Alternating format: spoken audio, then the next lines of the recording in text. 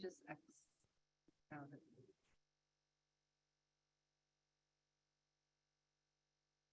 On the very top right. No, keep going up. You just, yep, right there. There we go.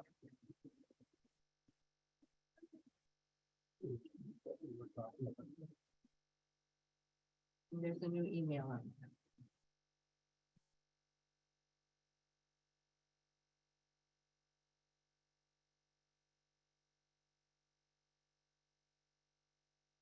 All right, we are ready, Supervisor. Okay, who would like to lead off the discussion with their opinion? And I should point out that A is training, job-related training. B is mandated training such as the sexual harassment, the behavior in the workplace, and et cetera, et cetera.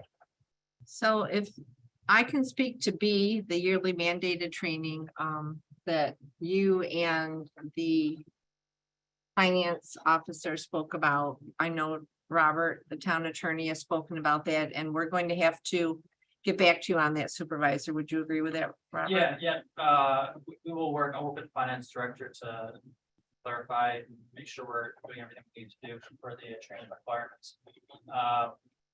We just want to make sure we're not giving different information. Did you speak with Janice today? I emailed with her late this afternoon, maybe like after 4:30. So. Good. And I gave her my phone number and hopefully we can chat tomorrow and make sure we're consistent. Good. So A is training from Planning Board and Zoning Board of Appeals. We talked about that briefly as far as how do we want those 4 hours of training for planning or zoning to be okayed?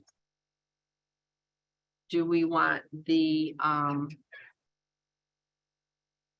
chairs of the boards to approve it? Do we need us to approve it? I think it would be appropriate to have the chairs approve it. They know more about what's I going on agree. there than I do. I They agree. know what's useful and what isn't. I Right. agree. That's what I was Your thinking. specific What would be board. How has it relevant been to done in the, the past? I'm sorry? Who was given the approvals in the past? Just, you did training and said, I trained, I did this, I did that. And sent the certificate to the town clerk. Okay, so now they're gonna have to report to the chairs and then the chairs approve it and then it gets turned in. Is that what we're doing now? Sort of qualify it. Mhm. I don't know, do you have I mean, Pam, is that something that you would, I mean, this is obviously in your wheelhouse in terms of collecting the certificates or whatnot. No, the collection of certificates was basically from, as I think you said in the last meeting, from the Department of State, New York State, as John said, those different certificate things, when they actually do give you credit hours, same as when I go to my meetings, I get specific credit hours. I might go to a 3-hour course, but they only give you 1.5 credit hours. So it's their determination on how they set it. Yeah, so in our experience, right, the training normally comes from recognized entities like the Association of Towns, Comp Alliance, et cetera. Those, they give courses, a lot of them are online nowadays. You get a credit for those. Usually there's a certificate of some kind that goes along with that, and then that's provided to usually, I think my understanding is the rush has been given to the town clerk. Oh, yes, always. Right. I mean, the only problem with doing the department heads, as I see, is to the extent that it's someone, I don't know who would even audit it necessarily, but if someone was audited the town to make sure they had those certificates, you'd want to have those readily available. And if, for instance, let's say, for whatever reason, department had changed, like Lori changed this past year, we would want to make sure that she left her certificates were. No, I Pass think what along. we're saying that they would be the ones to say, I'm on the zoning board and I go to Rick Hart and say, I'm interested in taking this training. Would it be an acceptable zoning board of appeal training? I take it, then I turn my certificate into the town clerk. Okay, I think that's what I Yeah, understood. that's, We I were saying. apologize. Yeah. I No, thought we that's were okay. collecting the certificates. Yeah, Okay. I was under kind of the same impression as Robert. I thought that they were, like, if I was on ZBA, I was taking it and then taking it to Richard, No. but that's not the case. He's Wanna make just sure that- okaying the course prior to Yeah. taking it. But what if it's internally developed? I think that a lot of that or could qualify You know, all that training that Scott Strock did for the planning board in the beginning of the year with new members and existing members on issues and procedures and how to look at it and different things about the code and where to find it and how to navigate and what to think about. To me, I mean, he has a whole PowerPoint presentation, so we have something to put in the file. And he could verify that so-and-so was in attendance and was there for the whole time, for the 2 hours or whatever it was, the hour and a half that we think it qualifies for. To me, that's valid. I guess I don't see an issue with that either, but Robert, I mean, I guess my question is how do you validate those credits? Is it up to us to say what they are? I mean, I don't know. Yeah, so the town board has discretion in terms of what is acceptable training and what is not. Is that, if that answers your question? So it doesn't have to be from an accredited institution. It normally is, and honestly, like, I was talking to David about this, and that's usually what it is an accredited entity, and the reason for that is because then sort of quality control, right? I mean, so Scott obviously does a great job. I was there, I saw the presentation as well, but if it was in the future, it's a different chairperson and they're giving incorrect information or whatnot, then you don't have that sort of quality control of knowing that, okay, the Comp Alliance is going to give, good information. The Association of Towns is going to give the correct information. So that's I think why we normally see those entities as the accredited providers. But like I said, it is up to the town. And I can draft a resolution. We talked about last time, me drafting a resolution.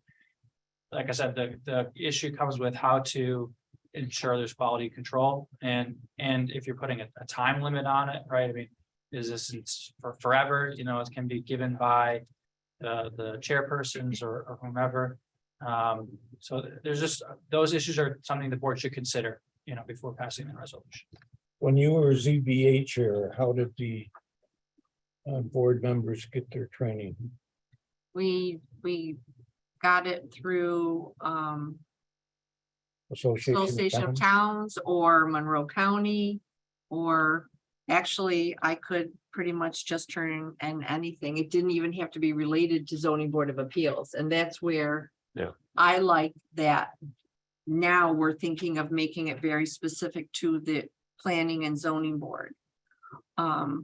What if some sort of a resolution could be created that of those 4 hours, 50% had to be an accredited agency and 50% could be on-site training? Because I know Robert was going to do a seeker training, which we were thinking that would count. I'm just trying to think of the best way to.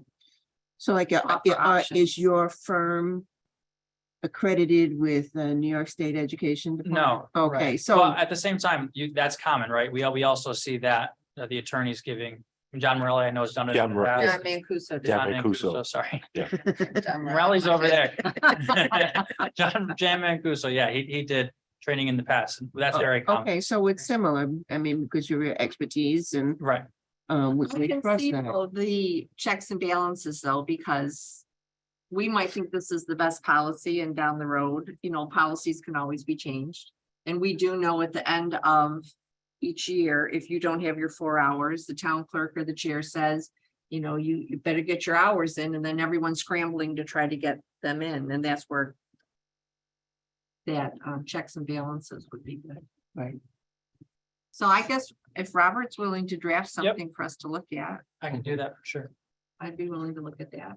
Should we Thank ask the you. board about your proposal for a 2-2 split? Oh. Discussion wise, Yeah, I don't have an issue with that either. I don't either. I just want to make sure that I just want to make sure Yeah, that we're not gonna chairs. get into trouble if we don't have, if it's not an accredited thing and down the road, say you have different chairs. And if they're giving presentations that maybe like Robert Is there was saying, enough? Not a credit, not. right, I right, mean, right now we got Scott's presentation and which are highly detailed, right? I ask the question?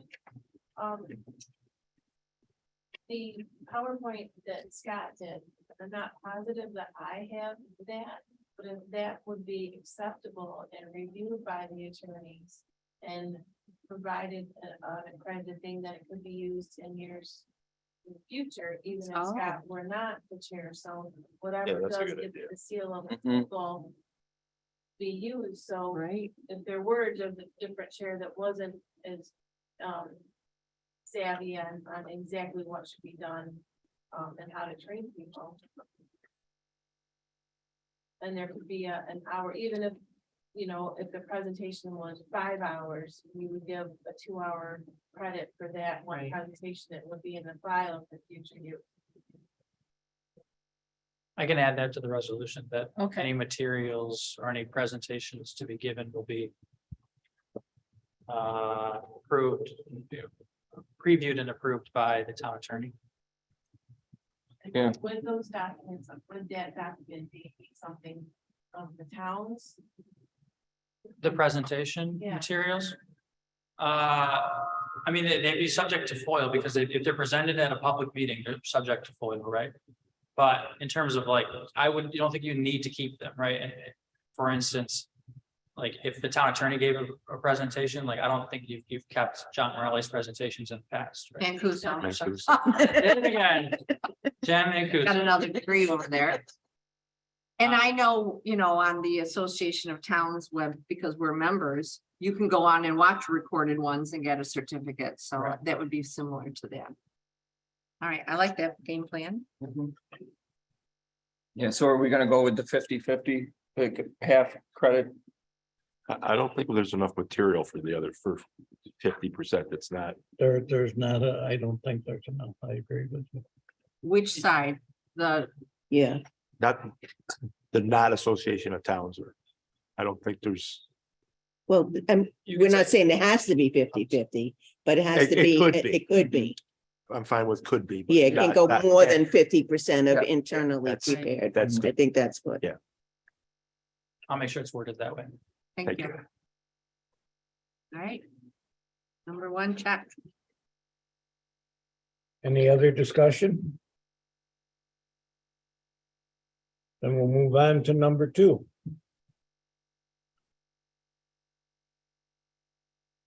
Our, how do you say it? Cannabis. I want to call it cannabis for some reason, but that's not correct. So we want to talk about our cannabis locations based on the town zoning map that MRB put together for us.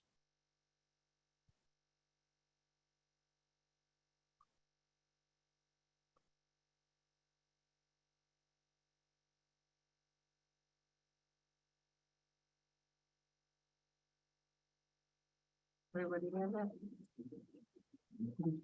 And there was the email from John Hinman, detailing what this is. They, put these maps together for determining the location for use of cannabis sales within the town. The first map shows the different property class uses within the town. Includes a list of property classes that have made some assumptions, and including a restricted zone from information provided by Boylan Code and the state. The state requires a 500-foot offset from schools and a 200-foot offset from houses of worship. So I believe what they did was they circled on this. That's all in the mandate, correct? Just schools and houses of worship. I would defer to our town attorney on that one. That is what I believe. No, that is in the mandate, right? The 500 feet and 200 feet. And there's actually, they're approving or in the process of approving regulations now, but one of the other things that they've been talking about, they being the Cannabis Control or Office of Cannabis Management, OCM, is, let me just make sure I get it right here. 500 feet from a community facility, and I think John Hinman included that information as well. That community facility is a facility that provides daycare to children, public park, playground, public swimming pool, library, or a facility where the primary purpose of which is to provide recreational opportunity or services to children.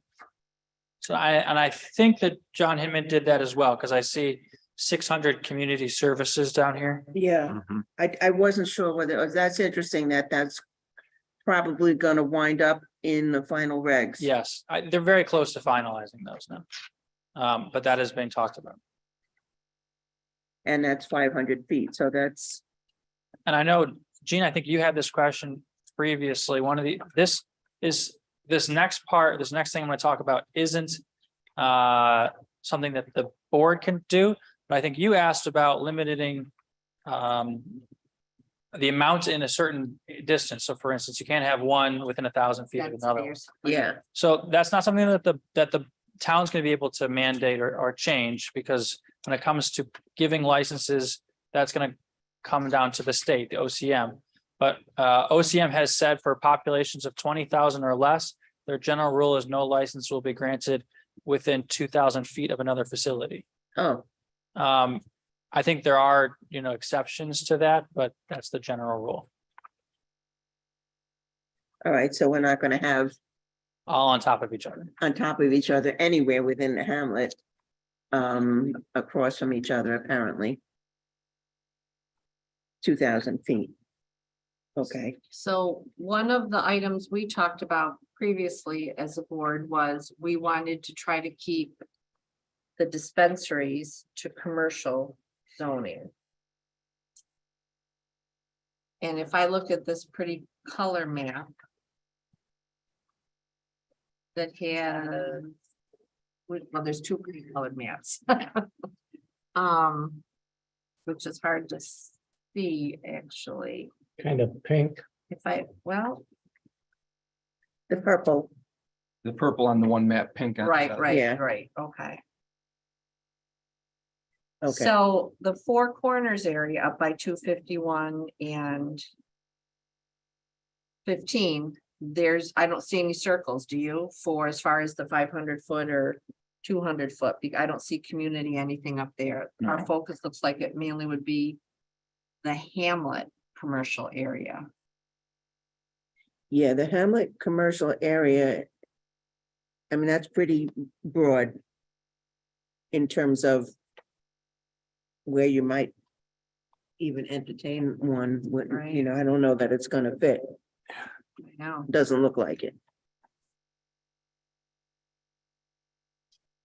So then the only other commercial areas, again, are along the West Henrietta corridor there. Right. Couple little spots in High Tech Park or High Tech Drive. That commercial up there. Over That's here. limited industrial. Mhm. Here we got limited industrial. Because of the nature of this beast. I certainly don't know anything about it.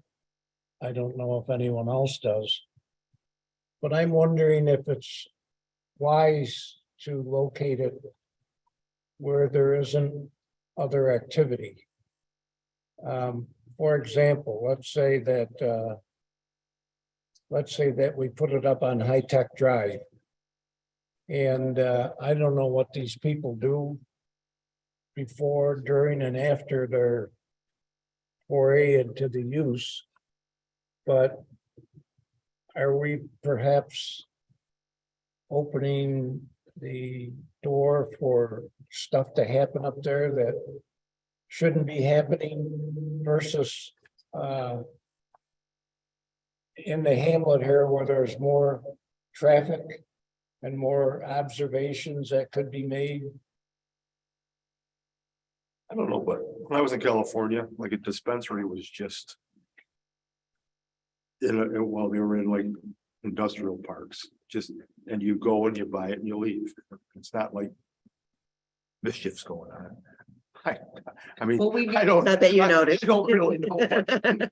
This is dispensaries and consumption, or this is just, I'm I trying thought it was to, just dispensary. I think just we can't have consumption with the dispensary, is that correct, Robert? Yeah. Well, no, so this is for, I This believe is for this both. is for both. this is Oh, for yeah. both. okay, Okay. We did Um, not but have not to- in the same facility, is that correct? No, yeah, in my understanding that those are two different. Yeah. Permits, so two different licenses. And I mean, so just sort of a backup, let me just back up. So this, there's been four, I just went to the Association of Towns and they had a whole presentation about this. There's been 4 licenses granted across New York State. 4. And they're conditional licenses at this point. Actually, I shouldn't say. There's 4 operating. I think there's been more licenses granted, but there's only 4 operating at this point. And there's also been some litigation about a very cool legal issue, a dormant commerce clause issue. And because of that, they've actually had an injunction, and they've enjoined any conditional licenses being granted in a number of regions across New York State. So it's really going to be slowed down until that's been figured out. It's going up on appeal. It's very interesting. That basically the program gives favoritism or prioritizes New York State residents, and in doing so discriminates against non-New York State residents. So a non-New York State resident has sued New York State and OCM and said, you can't stop us from getting a license even though we don't live there. That's violating the dormant commerce clause. And the court has said, yeah, it does. And so they've actually temporarily enjoined them from even granting conditional licenses in numerous regions. And I don't think you mentioned this, but if you did, forgive me, my devices aren't working well. Should have Amber work on it. I understand that Hochul has proposed doubling the number of licenses. Yeah, I'm not sure about that. That'd be news to me. Doubling the amount of licenses that they give. Well, whatever the number is now, she's gonna double it. He wants to double it. Yeah, and they may very well do that, but there are certain regions, and I think around here is one of them, that they cannot give licenses to while this court action's going. All to say is, I think we have a little bit of time here before we have to worry about this, but Yes, that's a good thing. yeah, right. But you know, I'm not saying put this on the back burner. I'm just giving that layout to you. So Robert, you had suggested we get a map. Mhm. So We have a map. we have 3 maps. Yep. We have a small one with the 500-foot and 200-foot. Then we have the zoning map. In the Hamlet and the area. Hamlet only. Yeah, Then we have the town map showing property class and zoning similarly with outlines of those specific type of areas.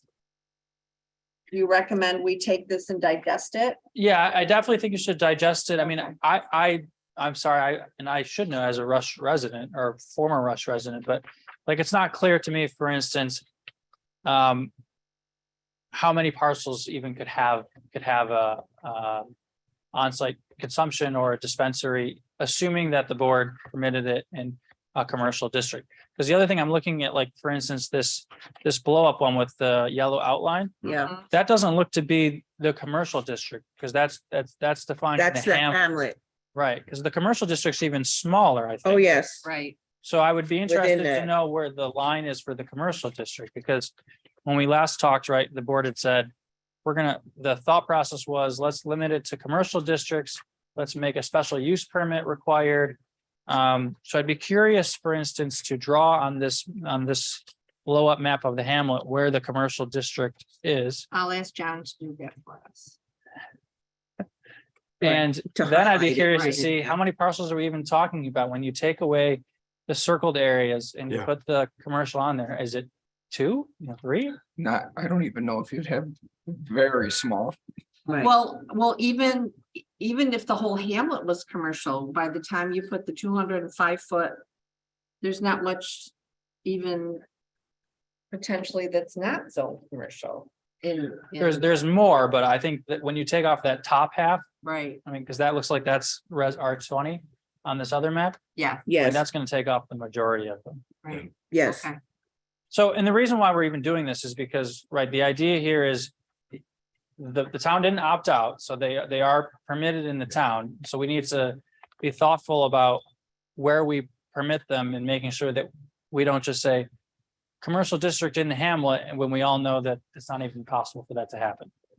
I was wondering if you could do that. No, no, so you can't, I forget what let me see here. The operable language is something along the lines of you can't unduly restrict them from from existing altogether. Well, we do have The 200 and 500 We have foot the- setbacks, we've you're got not two, gonna, we've got 251 and 15 with lots of right, commercial zone there. to look over there. I think some other information that I thought was interesting at the conference I went to. So Creekside. you can also regulate the hours of operation. So generally it can't be sold between 2 and 8 AM. But the town can restrict it even further. And you, as long as you cannot restrict operations to less than 70 hours a week. That would be the key. But you can restrict the hours of operations for both on-site and retail dispensaries. Did you say 70? 70 hours a week. They have to be allowed to be open for at least 70 hours a week. It seems like a decent amount of time. It does. It does look like, just looking at the blown up map. Where you have the old box store, Creekside, Yep, partially right through there. There's a Yep. few that would Yeah. Right, very tight, but they would fall into it there I agree. in that area. And that's all commercial there. And maybe even the pizza place It potentially. would be, it looks like partial. Yeah. From what I can see there. that's what it looks like, a partial little tiny section of that one lot. So my question would be. Let's say like the Rush Methodist Church. Technically, it's a place of worship. I don't know if they've had any kind of church services there in year, or how long, when does, as long as they own it and it's The old church, the old Methodist Church. they it's become known as the chicken location for Rush, but they do have services They there. still do. Okay.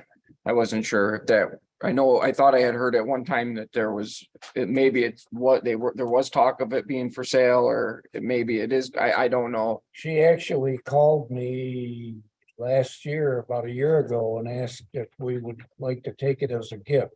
Okay, Oh, that was, But I think that that's gone away. Okay. We have enough gifts. I don't know if that's commercial though, Dan. Gifts cost money. Might not be commercial. Gets It's tough to say. It's, yeah, But yeah, so if it's not, it's whatever. John, If you're gonna have, John Hinman redo the maps, could we eliminate these two and use the new zoning map we just got from the county? I with mean, the, these- with the, This is just totally off the wall. Yeah. This, even this is sure, different. I agree. Yeah, I Right. think that would be Yep. helpful. I will add that to the request. Yeah, he started working on this. There's something about that map, the zoning map, doesn't have all the addresses that have an area. Right, then. We're gonna see if we can do a blow up inside the map. Yeah. I think it would be better. I will follow up with those two questions. So do we want to wait until we get that stuff and have further discussion on this? I think, I mean, That would be helpful. right now, we're just, the only large chunks that we can even consider would be up around 251 and 15, like Amber said. until we get that, I can't comment. Yeah, but I mean, unless you work something. Cause I think, and even in some of those limited industrial areas, I think our code says that you can have retail services in those, but it cannot be larger than 5% of the total space of that limited industrial area. So even in, So yes, I envisioned, and work can do whatever it wants, but I was envisioning that this would be a sort of a separate regulation like we did sort of for solar has its own code. I would imagine that this cannabis sort of has maybe its own code, in which case that would sort of trump or override what the actual individual. Like for instance, if the commercial districts had permitted uses and it lists permitted uses and one of them wasn't cannabis, that'd be okay as long as you have a cannabis code saying it's permissible in commercial districts. okay, Ah, oh, you mean limited industrial? No Or both. commercial. Or either one, Oh, yeah, either one. Well, right now, it's not permitted. Well, in that limited, the 5%, and that well, for High Tech Park anyway, there's a question on whether that's already, If it's maxed out or not. yeah, but. So if the board didn't pass any cannabis law, then they'd be trying to fit into the existing regulations, and for instance, that 5%. If the board passes its own cannabis law and says it's only permitted in commercial or limited industrial districts, and you need to get a special use permit or whatever, and it doesn't say, and you can only have 5%, then that rule is not applying to that more specific section of the code. Okay. All right, I have my marching orders. So don't lose this. No, Sorry, no, I it's, thought I'd given it to everyone. it's very useful. Thank you for getting those. All right,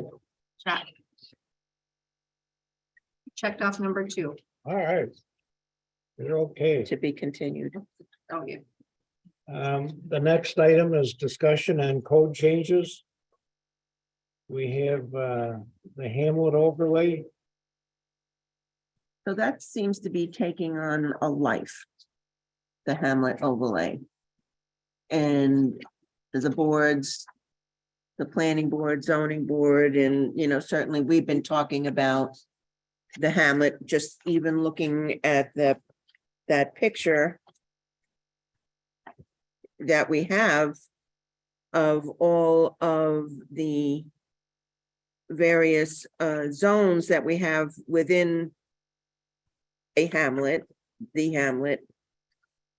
And the current uses seem to be everywhere, like this, where, you know, the municipal building is not a permitted use in the commercial zone under our current, I'm just saying. Yeah. And we have multiple dwelling, we have got all kinds of things, activities within this area that are currently, if anybody tried to put that activity in, would be denied because it's not a permitted use. And people who have maybe, you know, multiple dwelling or whatever, and then they come to our building inspector and say, well, I want to add another apartment, or I want to do something. Well, he's got to say, well, that you can't, it's not permitted. You know, what's there has been there. And a non-conforming, pre-existing non-conforming. So we have, I think we've got a lot of pre-existing non-conforming uses right now within what we think of as the hamlet, right? Absolutely. So in order to allow maybe more, and of course, we're in the middle of a comprehensive plan update, which is really moving along, and we're gonna have something, and John can tell us more about that, but we decided that at a meeting that maybe we should think about an overlay type of situation so that we can attract that type of, you know, if we want to have, you know, a storefront with apartments on top or in the back, you know, and to me, that seems like what you would have in a small town. In a hamlet. In a hamlet, exactly. Yeah. But our law doesn't allow all that, so we've got to think about and then maybe, you know, come up with a special set of rules that will just like flop over all these various things and say, okay, we can have the hamlet overlay. And you can have municipal buildings and whatever else, you know, that's normally permitted within these kinds of zones. But to make it, you know, to formalize that kind of thing so that we're not bound by these codes that don't apply to the businesses that are already existing. Been talking about this since I've been on the board. Right, I'm It's sure you something have. Needs to be done with the hamlet, because it's a collection of stuff that's always been there, and it doesn't fit what the law says. And I think we can talk and chew gum at the same time. The comprehensive I plan don't know. can be working on the outline of the hamlet, because just so you know, on this was done by MRB. This wasn't something I was that. kind of wondering this where is- it came from. This where yellow that came line was, I don't know where it came I from. mean, I think it's mostly pretty good. I don't, Yeah, you know, it's But what- interesting. But when we talk about the overlay, we don't, I mean, we're just focused on that part. We've got another right. I mean, we have obviously. We have input to on it, define but- what that is. You're right. But it's kind of interesting because I was looking at that and those that yellow boundary, and I thought, well, when did that get defined? That's what I was, yeah, when I saw it, I was like, miss a meeting? that's what I was thinking too. I was wondering, I was like, I maybe. sent I missed it. an email to John Hinman and I haven't heard back yet. But then today I went back and researched the charrette report because they did all this stuff in the Hamlet area. And do you know, there's not one formal map in all of the pages of that whole report. Hmm. In terms of like, here's the Hamlet. Right. Okay, there's like pictures, hand-drawn maps of Nice. different sections that they concentrated on, all very nice. But the only thing that appears is in the narrative, one paragraph that defines the boundaries. It's on the north or the south, the east and west, kind of loosely. That kind of, when I put that paragraph and this map side by side to look. And it kind of generally fits with what was described in the charrette report. So, But you know, where the cutoffs came, I have no idea.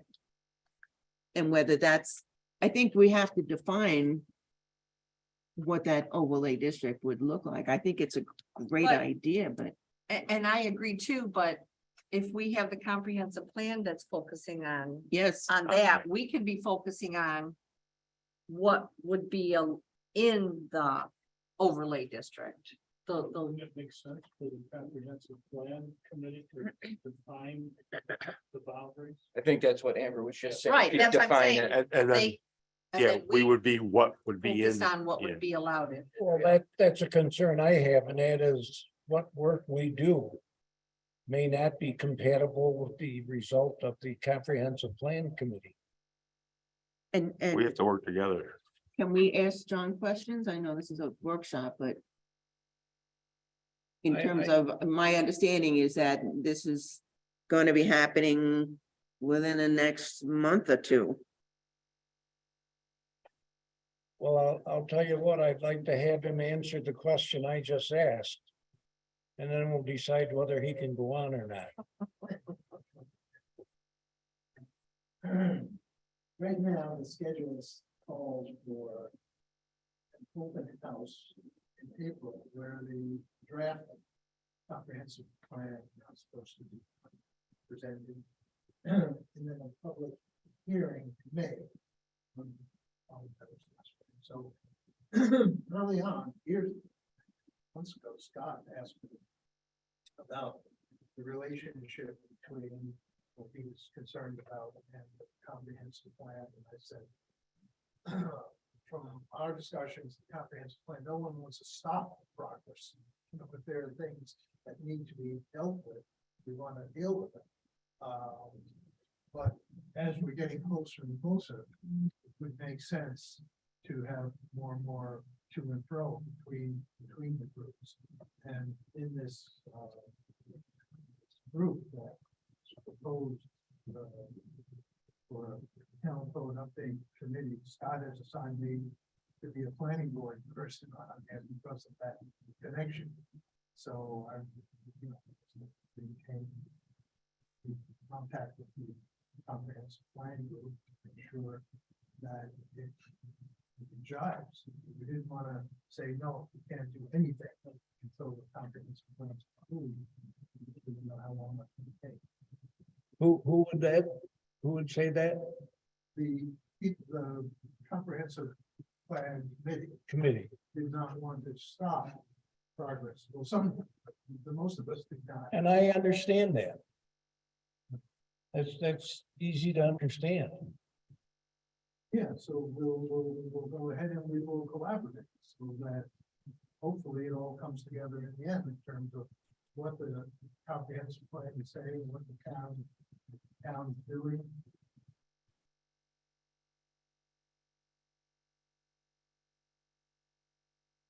That's, Did your question get answered though? I'm not sure.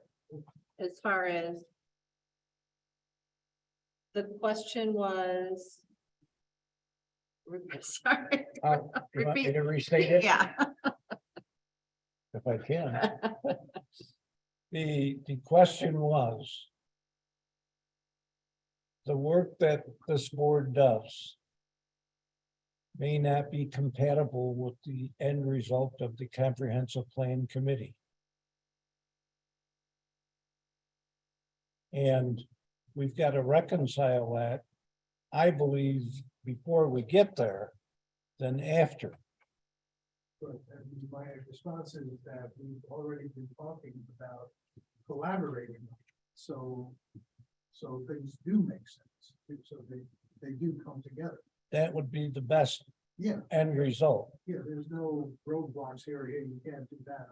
It's, let's hear what's going on, and, you know, even the needs of the hamlet, you know, regarding the 1911 house, and, you know, with respect to commercial district.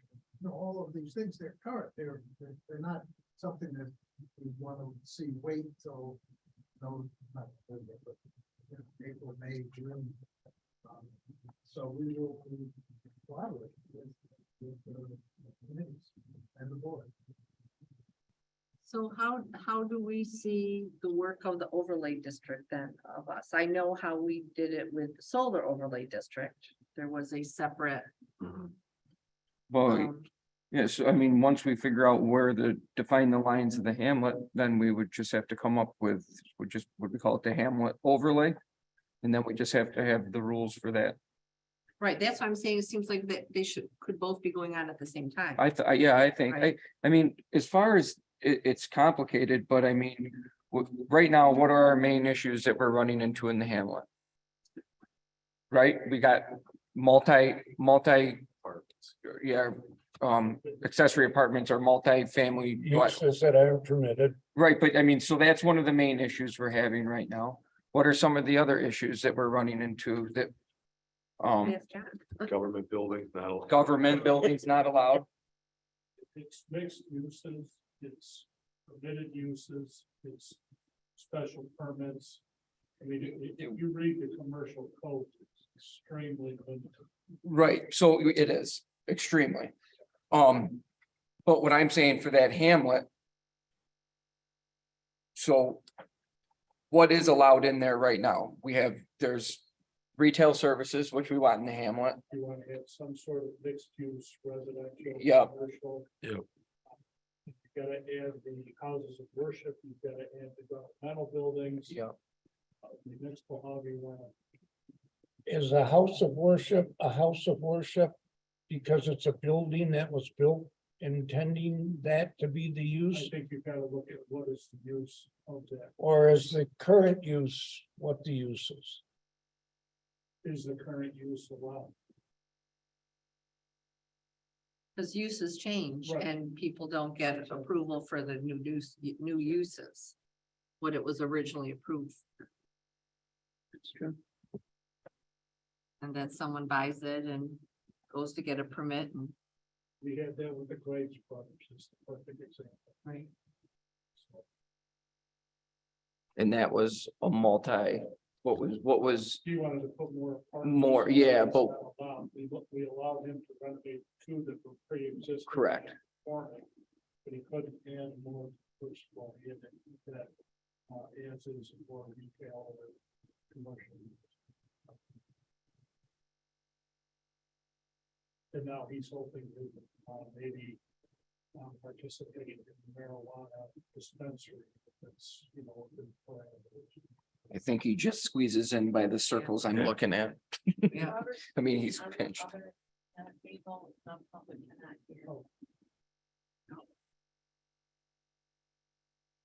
So what's our first step then on this topic of Hamlet overlay?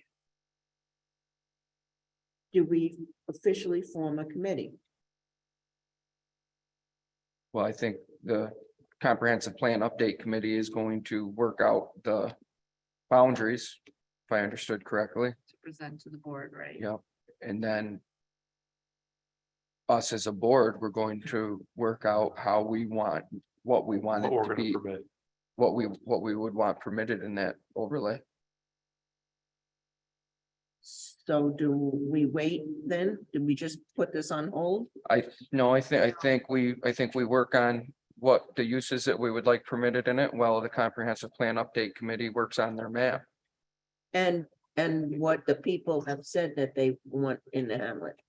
No, we want to hear that too, don't we? Yeah, I mean, we could look at the charrette, but I Yeah. think, No, we have a brand new document that's coming out that has, I don't know, 1,000 people weighing in on the town. The responses, Yeah, but I think a lot of those responses are going to be stuff that we would have permitted. I think they want more retail. More, which by saying we. so it's allow- not gonna say anything that we wouldn't want anyway.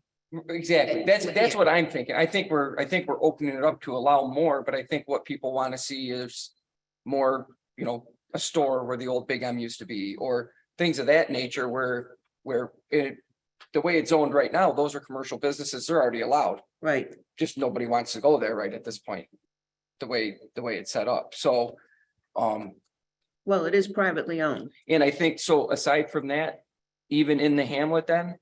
I think then we also need to look at some setback issues we may have, just because things are Yes. landlocked. Yes, So that might be something to look into.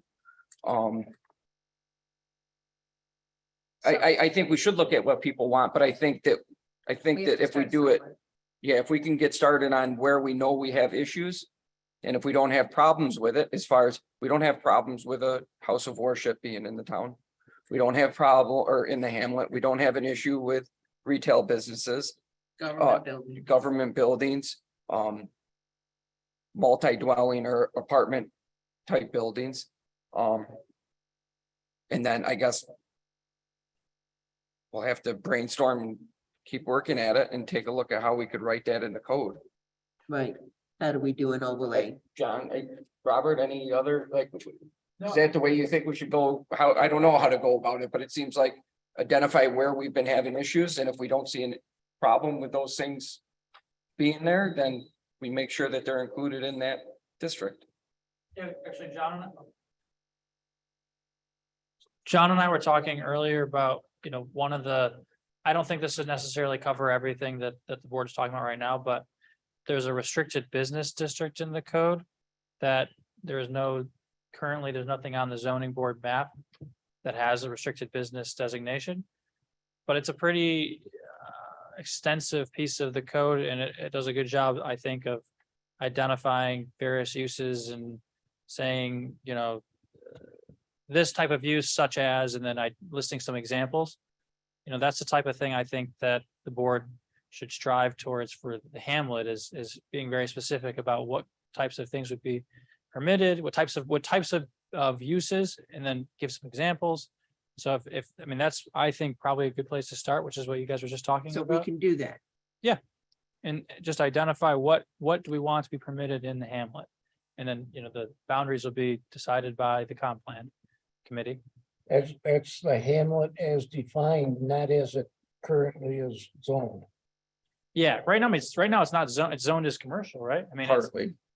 Harley and It's- R20, right? Is R20, there's and that commercial, RMD? Yeah, commercial R&D. I guess, right? I don't know, without seeing the new map, it's hard to tell where. I But- think that's correct. Yeah, so I would, like I said, we'll put a different district, it'll be part of a different district or an overlay district, I guess. Okay, so. You just added something new, which we haven't talked about, a restricted business zone, which is in the code, but nothing is currently zoned that. Are you talking that is one and the same as an overlay? No, I no, didn't think so. no. I was So why saying are we that's a talking good this? example Good to, example, okay. yeah, in terms of the way that it's, for instance, if you look at the commercial codes, commercial district code section, and the limited industrial code section, it's very brief in terms of how it describes what the permitted uses are, right? So it says retail and service type commercial businesses. And then John is left to say, well, what the heck does what's a retail and service type commercial business mean? Right, so my suggestion is when the board is thinking about what do we want to be permitted in the hamlet, I would go for broad titles like that, but also think about such as, XYZ, whatever those specific examples would be. And looking at other code sections such as restricted business will give the board ideas of, oh yeah, that'd be okay in this hamlet district, that, that'd be okay. 120-13. Thank you. Because like this has stuff like banks and lending institutions and barbershops and beauty shops and hair salons and like things that you wouldn't necessarily think of. But maybe that's something the board would want to see in Hamilton. I don't know, just ideas of what types of businesses you'd be comfortable being in the hamlet. Because obviously it sounds like the board is focused on what's in there now, let's, deal with that. But, to the extent there's other things, you should consider that too. Yeah, right now at the old Big M property with the setbacks and everything the way they are, I think maybe a bank kiosk could go in there. So would it make sense for two board members to take it on? Otherwise, we're gonna find ourselves not back here until April Well, I to start the ball understand, rolling. I understand why you'd propose that, but wouldn't that limit the? I think it would be very limiting, I think everyone should brainstorm yeah. and send an email. But we can't do that. We can't We can't- communicate. I thought we could communicate through email, but no decisions could be made. No, I would stay away from having discussions about like, you don't want to have ongoing discussions via email. That's an open meetings law issue. But if you, for instance, if you brainstorm lists and brought them all to the next workshop and then said, what do you got? And see what lines up and what people hadn't thought of or what people disagree with. I think that's a good idea. Okay, Because, John, what did you say? I mean, what do you have in April again? The draft, a rough draft of the comprehensive plan in April, and then a public hearing in May? Well, it's an open house. Let's see. April is an open house.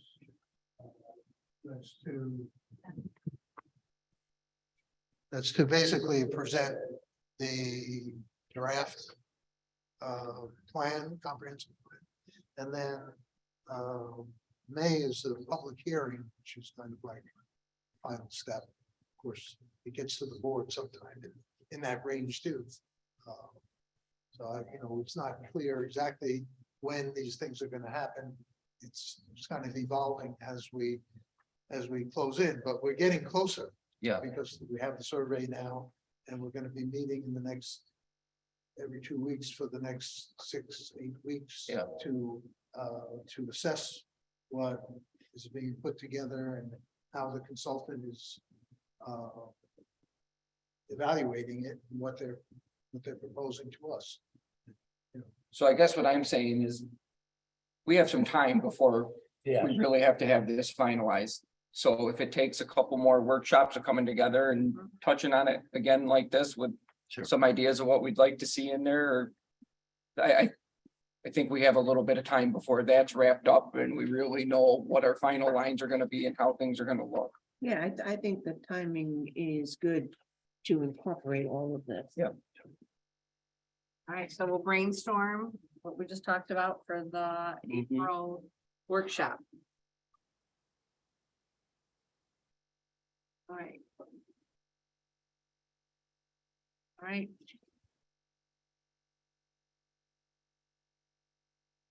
Next step, accessory uses.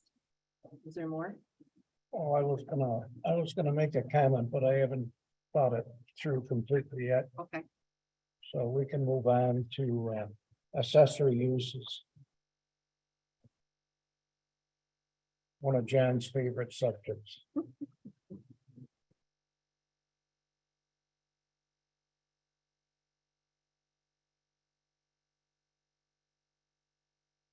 John, we're gonna talk about one of your favorite subjects. Would you like to give? I mean, of the 10,000 words you've spoken to me about it, would you like to give 200 to start? Well, us off? for accessory uses, we've been looking, several of us, myself, code enforcement, and several of the boards. Looking at what's going on in buildings around the town of Rush. You've got a lot of people that were working from home during COVID. And now that COVID has recessed, a lot of people are still working from home.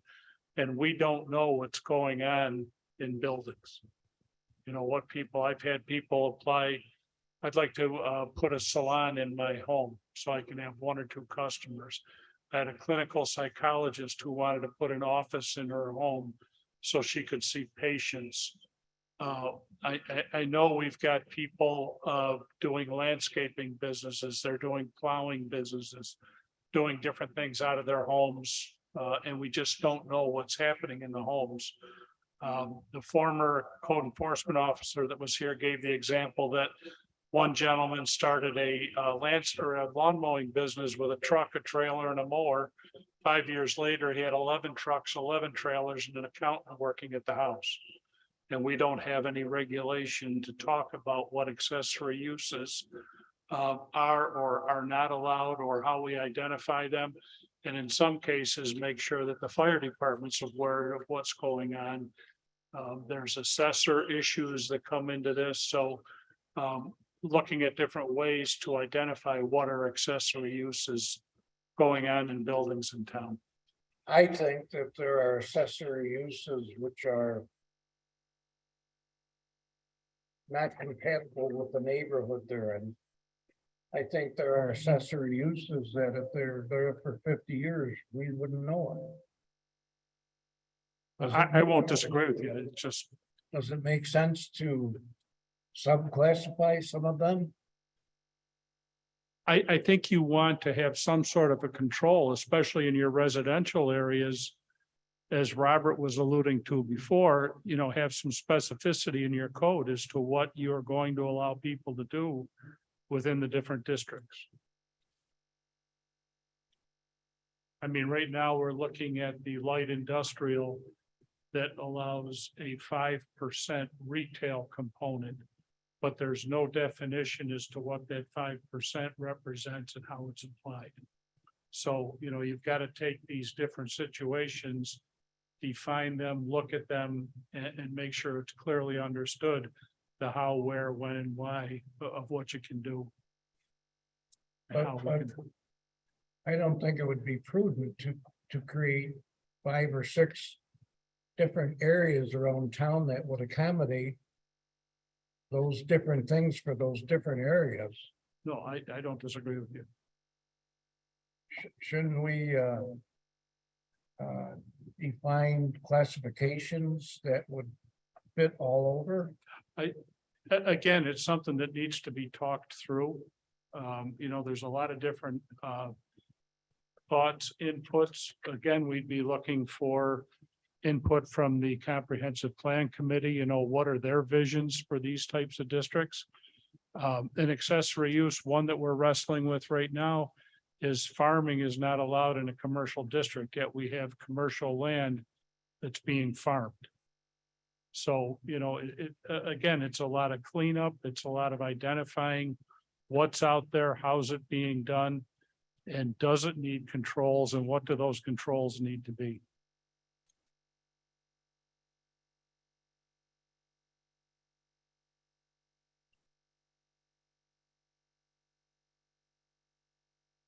I think there's some crossover between commercial and light industrial, maybe.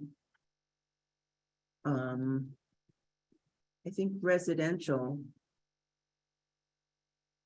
to me, and I'm just thinking, just saying this, needs a more protection in terms of what's allowed. I mean, where you live and you have certain expectations for peace and quiet. I agree with that. And, you know, if someone's going to, and I understand how it kind of morphs into something else.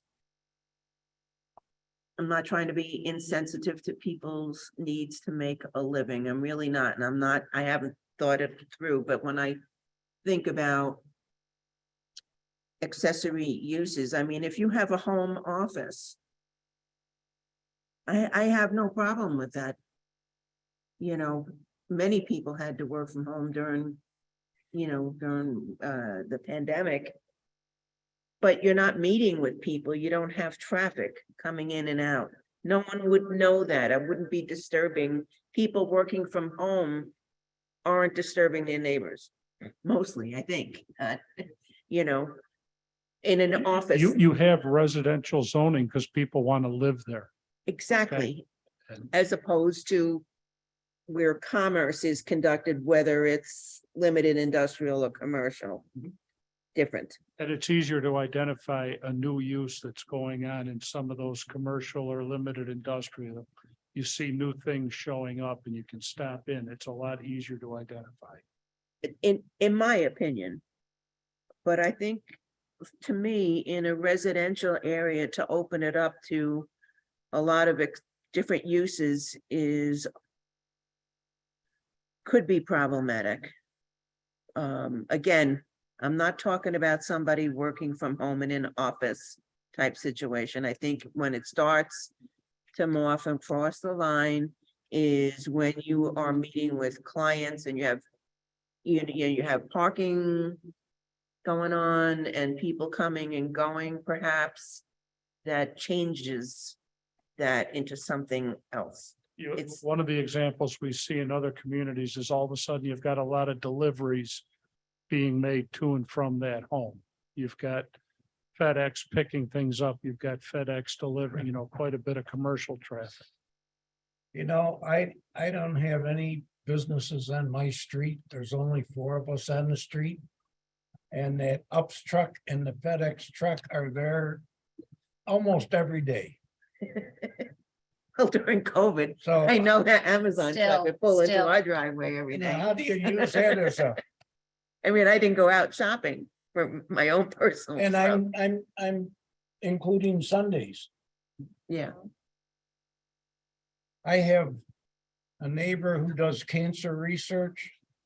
And a neighbor who does some other kind of research in the medical field.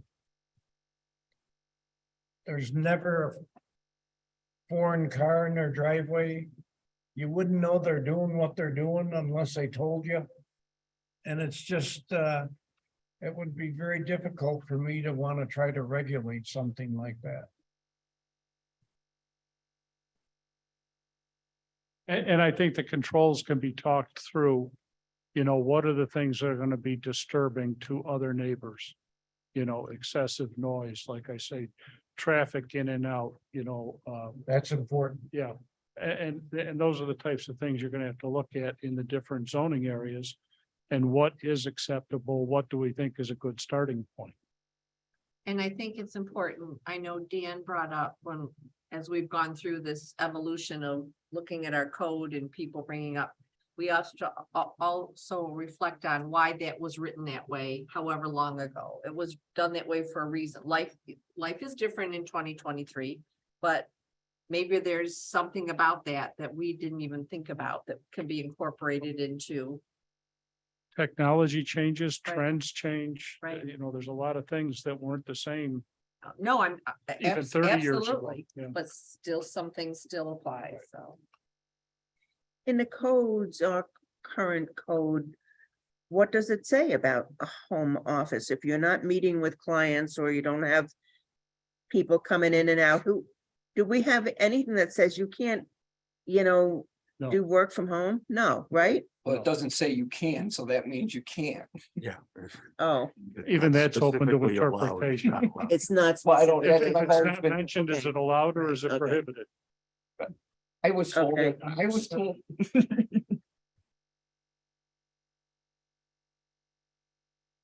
I think there's there's a very big difference between a business, someone working in a home office, right? I mean, ultimately, this is gonna be a code interpretation question, but someone working in a home office, I don't necessarily think is operating a business out of their home, right? They're working for a different business inside of their home. Someone running a business inside of the home where customers are coming into their house to have some service, whatever it is, that's a different issue. And that's where I think you'd run into well, that's not permitted under the code, so it's prohibited. That's where that argument would sort of come into play. But regulating that and enforcing that is very difficult. Because, how do you know other than complaints, investigation, et cetera? And then how far down does the rabbit hole go? So. And enforcing it right now is almost impossible because you have nothing written. So You have no what? you have nothing written at all really that defines it, so you can enforce anything. And I know 2 years ago, a year and a half ago, 2 years ago, probably you, myself and the former town attorney started work on Right. this topic. So it's not that this is brand new, It kind of coincided with COVID and what Right. people were doing at home right? and what's continued. I even have trouble regulating accessory apartments. Because you know, I've known over my adult life, several houses that have accessory apartments. The neighbors wouldn't even know. It might be your teenage kid. Now, more than one accessory apartment, that's a different. Well, I think with Airbnbs and everything else that's going on, I think the Association of Towns had a big presentation on, what do they call them, short-term rentals? Yeah. That are, it's definitely becoming more and more of an issue in residential districts. And even an accessory apartment can become a commercial That's my use point, But- exactly. in that but they residential are- district. They are transient uses where an apartment is usually, you know, It's usually a long-term a rental, long-term. but again, But- that could be considered a commercial business that you're. With running for that- Airbnbs, yeah. you for rent- that Oh, long- Airbnbs, yeah, I can rent out my accessory apartment for that, they could have a different person in there every right? week. Except our code doesn't permit it. We have accessory apartments that are permissible with rules about, I you think you know, have to get a special permit and it has to be a direct family It's gotta be member direct- we right, just talked but about we that. have or provisions, a yes. domestic But not, employee. but there was a situation, and I won't discuss anything. That there are places in town where people are. Doing it Probably. residential areas. Probably, Oh, no, they are. okay, You're right. That's a whole nother topic. Sorry. So what do we want to do on the accessory uses? I feel like I need to brush up on what our code says I agree. personally. and can you give us a code section? You Doesn't you this go almost through it? have to look at all the code sections. Oh, Because I think there's accessory uses in each. Right? Am I wrong? There could be, there's the potential for it. So just type in accessory uses when you and get to it's the gonna go. code and see what it all brings up. over. The definitions in 120-5, which is with all the other definitions. 120-5, That's correct, yeah. But I don't, but there isn't, as John said, there's not a accessory use section. Right. Um, That's what we were trying to work on Uh, 2 years ago. R20, if I remember, I don't remember what section R20 is in, but the district R20. Well, I can pull it up really quickly. I think it's 7, yeah. 120-7. That talks about accessory uses of structures. And then it also has accessory uses are permitted provided all of the following conditions are met. There's a bunch of conditions. But it's also gonna be customarily incidental to any uses that are permitted, so. you Which gotta is- run a wiggle. But those are the main ones to look at. 120-7 and the first one that I said, 120-5. Okay. John, you're a student of such matters. Have you ever compared our accessory apartment use to other towns? Well, we No. just did that last meeting. Accessory apartment. Yes, the apartments we did. And most of the towns are fairly similar to what we've got, and most of them are updating them now because of the Airbnb and, you know, you're looking at short-term versus long-term. They're trying to stay away from the Airbnb designations and just go with the short-term versus the long-term. In fact, the last edition of Our Towns had quite a nice article, updated how you should regulate the short-term rentals, you know, suggesting almost code language or legislation to adopt. Major What's that problem other with thing Old called? Forge. Not Airbnb, but There's lots of them. There's Verbo, there's Airbnb, there's different ones. not in that same class. The heck did they used to call that? Used to go rent one instead of a hotel. That's probably what you do with Airbnb, yeah. You know, you were saying something? Well, in Old Forge. All the houses around town have been bought up and they're rented out. And there's nobody in town to work anymore because nobody lives there. That's like Ellicottville. That's one of the They're issues. trying to limit. When Same it first thing. started, the short-term rentals were somebody's house. I'm gonna be gone for 2 weeks. I'll rent it out. Right. Now you've got people buying up properties And And doing and that. turning them into what I'm gonna call a commercial operation for short-term rentals. We saw that when we were in Orlando. Absolutely. The homes are all Airbnbs, these beautiful developments, $1 million home. people driving up from Rome to work. Like a night shift, Wow. Cause it. because there's nobody there. Wow. Well, I just heard what Dan said. And I wonder if we all have a grasp enough of this to be able to go forth and make Well, sense. that kind of leads me into what I've been hounding the board about for the last couple of weeks. Is, does the board have the time to do this, or would you consider appointing a code committee that could work on these issues? You know, dedicated to them, you know, because we've got a bunch of issues with the code right now. And as I envision it, you would have a group of folks working on it, come up with code language. You know, Scott showed us a good example at one meeting for the commercial code where he had the code, he had proposed language changes in green, and he had read explanations of why it was being changed. My vision is that you could work on things such as that, get it to the town board at a workshop where they could have a discussion about it, look at it, and then determine if they wanted to make changes, accept that, or, you know, look at the logic behind it.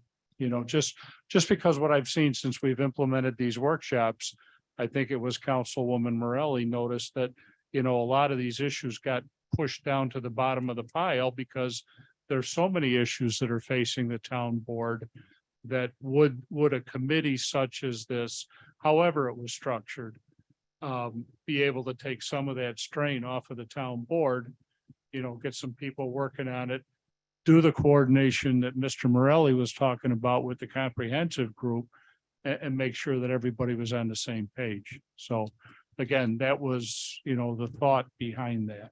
So.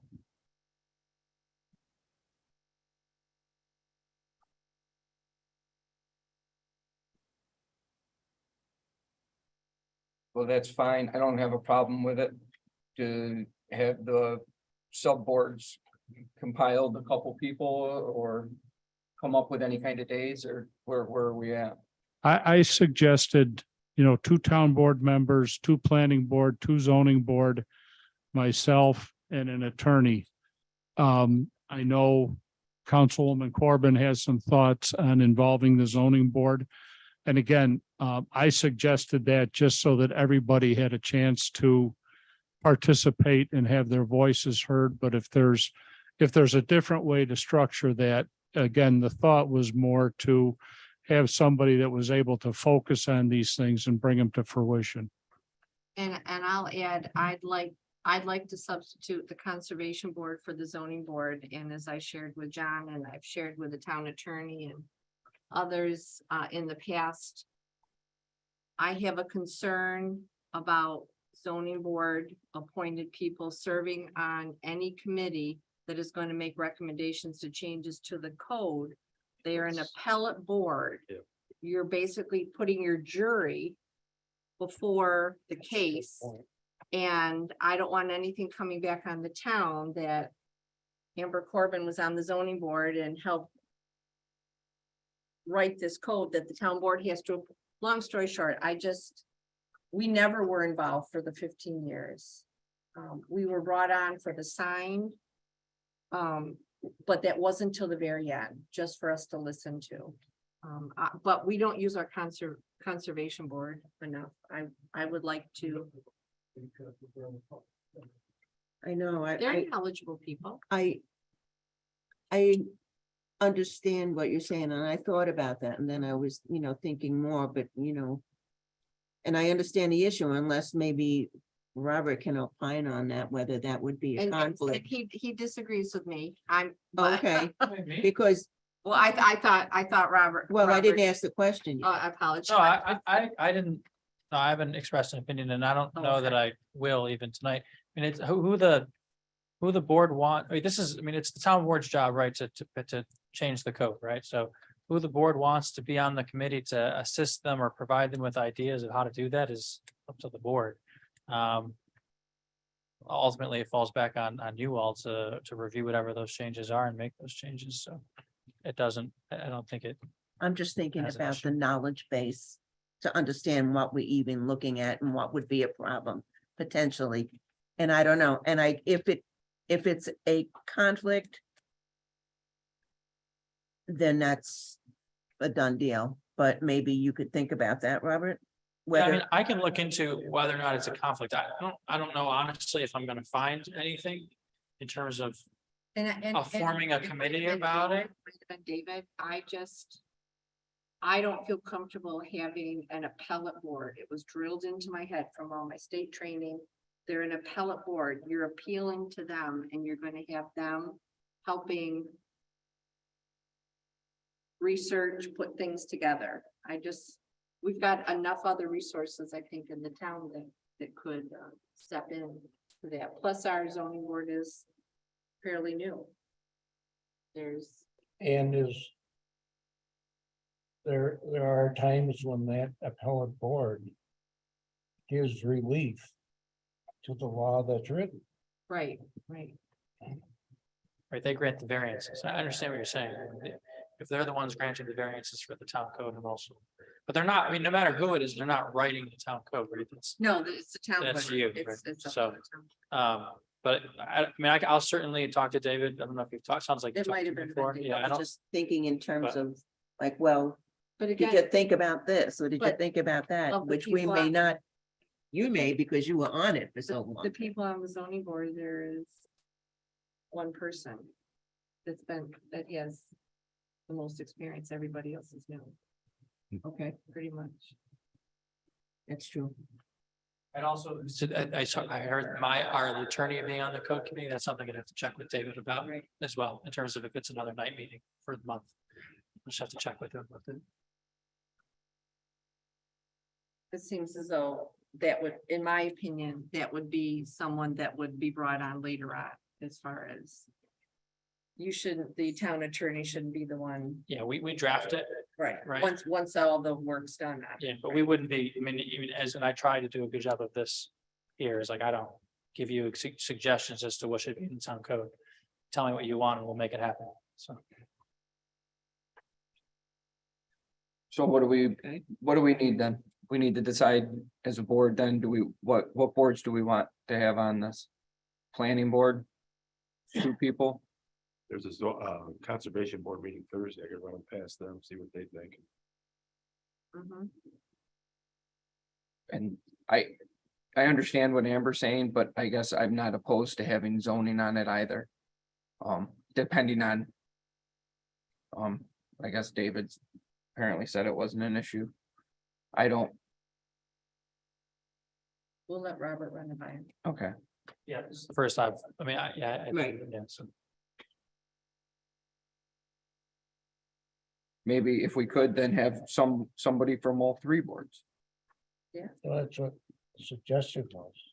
Well, she was saying No, no I'm saying the zoning, zoning, again. Well, I'm sorry, what he was saying, the suggestion. was. I was saying the sub boards. he's I saying didn't know all about three. a town board because we're gonna review it anyways.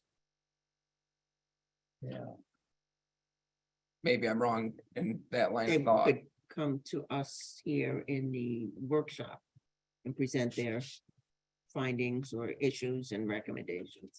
Right, and then we were gonna review it, so I don't know if town board members need to be there, I don't know. I'm just wondering. how does anyone feel about a citizens committee? No. I want people who are looking at this.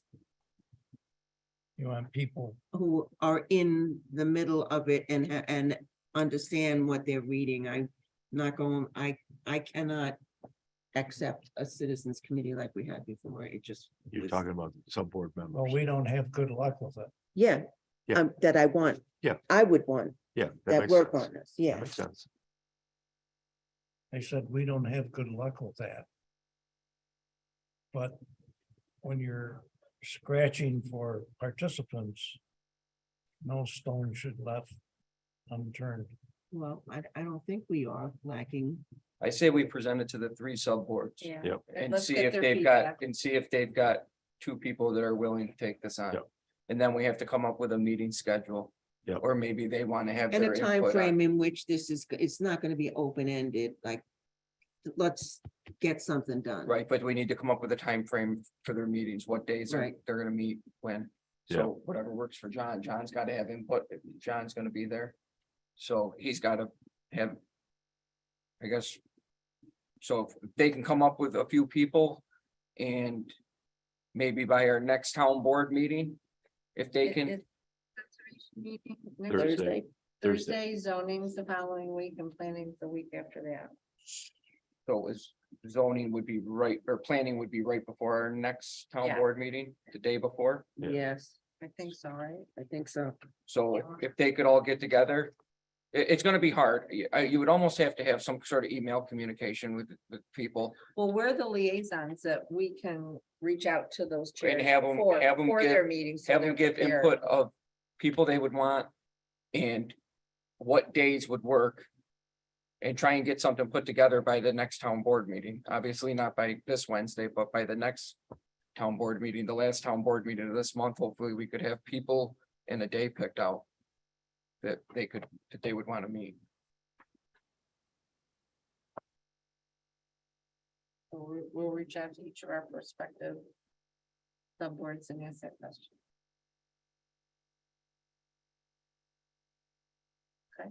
So we have town board tomorrow, Wednesday. Not tomorrow, Wednesday, I'm Wednesday. sorry, yes. Hey, don't Oh, get yes. pushy. I know, no, Wednesday, you're right. And then the next one would be March 22nd, I think I have down. Also, planning wouldn't be till. the Planning is following until week. the following week. But they can get back. I don't think. Yeah. Then, yeah, I think, or they can't discuss it. I don't know. I don't want to violate Wait, anything. say that, I mean, the planning about their interest in the code changes? Yeah. I mean, they, I think they you already know, have. yeah, they discussed it at the last meeting and they were interested. So Right, right. I don't, think- you I think have the a member here, I planning guess, board but Has already said who they want to do this. Okay, so it's just a matter of scheduling a day. Yeah. If they're gonna meet one night a month or I don't know. That's what's gotta get figured out. and I think it was John and Scott who were Right. talking about that. So, and they can communicate freely between the two of them. So. John, could you state the role you'd play in this again? One of my functions is to look at implications between codes. You know, we can take the commercial zoning district and look at that. But there might be 6 or 7 other code sections that are related to it. So I'm kind of like the conscience, if you will, to make sure that if we do this here, what do we have to do in another section that might be tied to it? Just to make it consistent, like the farming in the different zoning districts, you know, what are those implications? You know, where is their language that would need to be addressed similarly? Thank you. Yep. So liaisons, Yep. you're gonna make contact? Now, are we keeping it very general or is there specific areas of the code topics that we want to ask them to look at? Are we moving forward with what's been done already with the commercial and some of the stuff that we've already worked on? Or is this all new stuff that we? Or haven't are started we, on? are we erasing the chalkboard and going? See all of the above.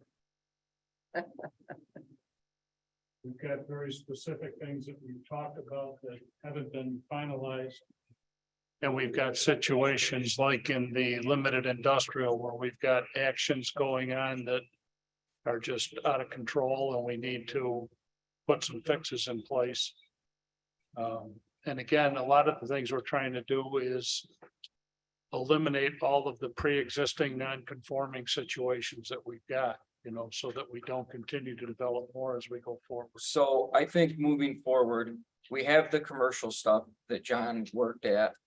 Or Scott worked on, that we can take a look at. I think we should get that on our next workshop agenda, because I don't think that this new formed committee is going to have a meeting prior to that. Right. So let's take for the next agenda for our workshop.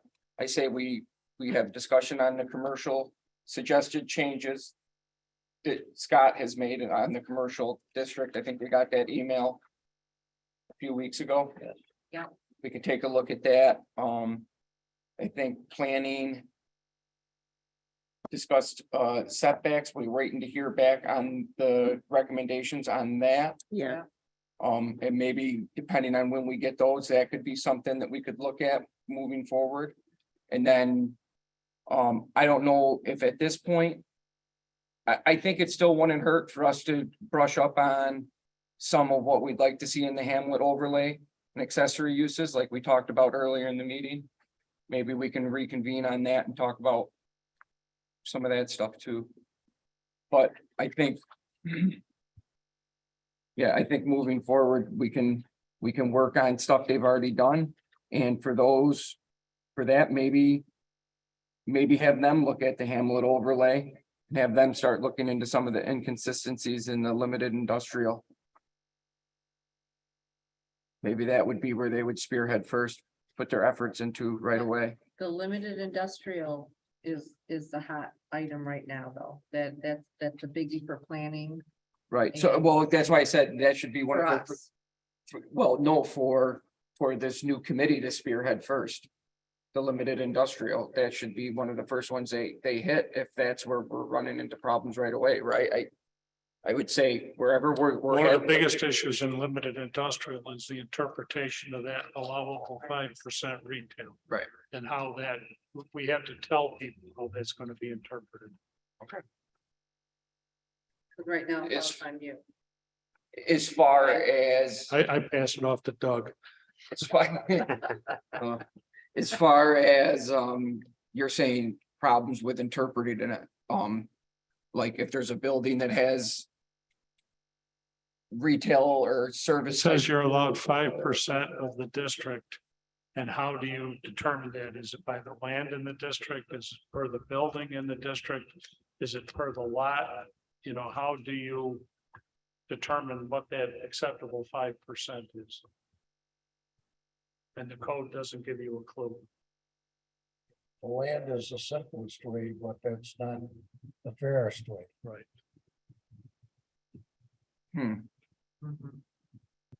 Well, I think, yeah, I would.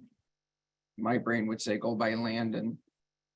What the total square footage of that whole plate parcel is, and then whatever square footage of.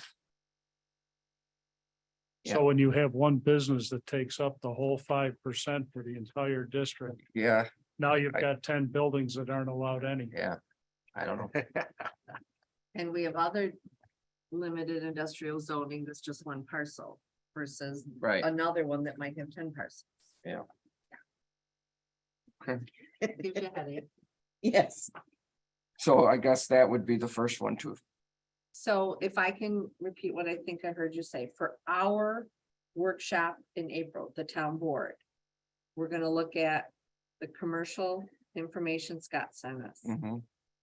And Get the maybe come up feedback with. from the planning board of hopefully their setbacks Mhm. of their review. I thought they were reviewing two things. Weren't they also redoing accessory apartments? Or no? I thought it was setbacks and. Which I- we did the accessory apartment. No, but I thought we closed the public hearing, but we've not ruled on it yet.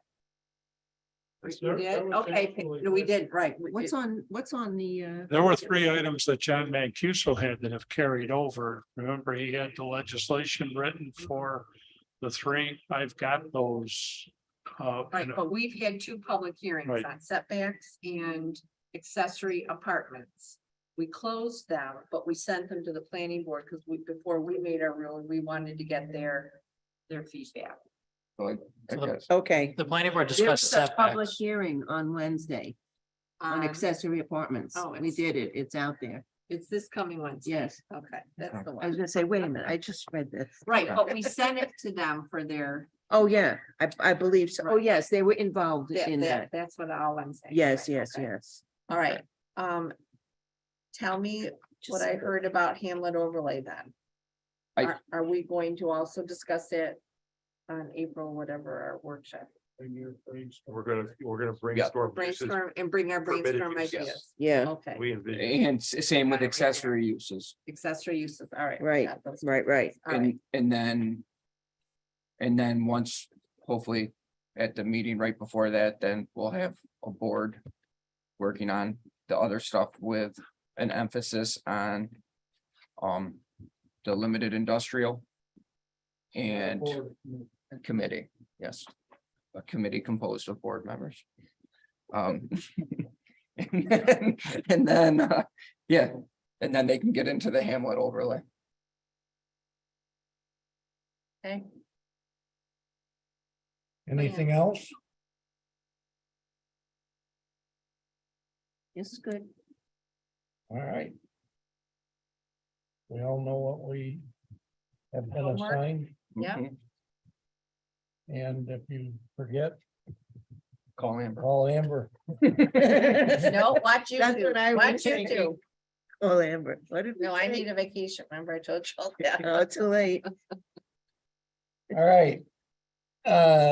Nothing else on the agenda for tonight, No, so given we have no further business to conduct, I propose we adjourn the meeting. All in favor? Hi. Oh, okay. thank you. Thank You you. all, Yes, thank you all. you okay? Mhm. Would your knee go out? Very briefly.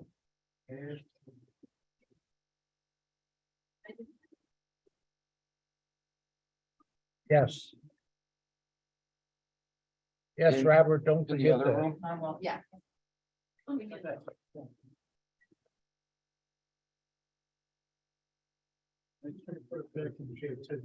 Accessory building. Oh, here, it's right here. It was in the What were folder. you watching in here? What are you watching?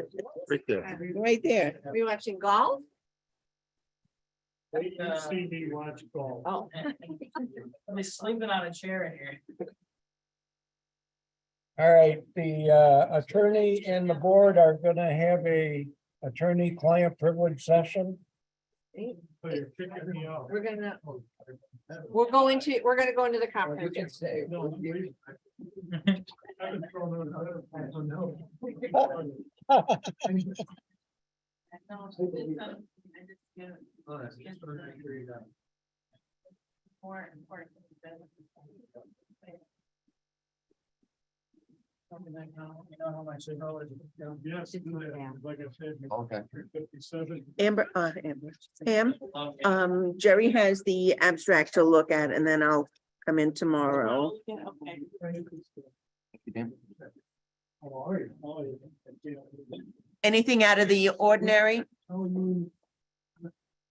Guys, we're still recording, we're still on Oh. YouTube, so. Gentlemen, we're still live, one second. Pam, we're still live.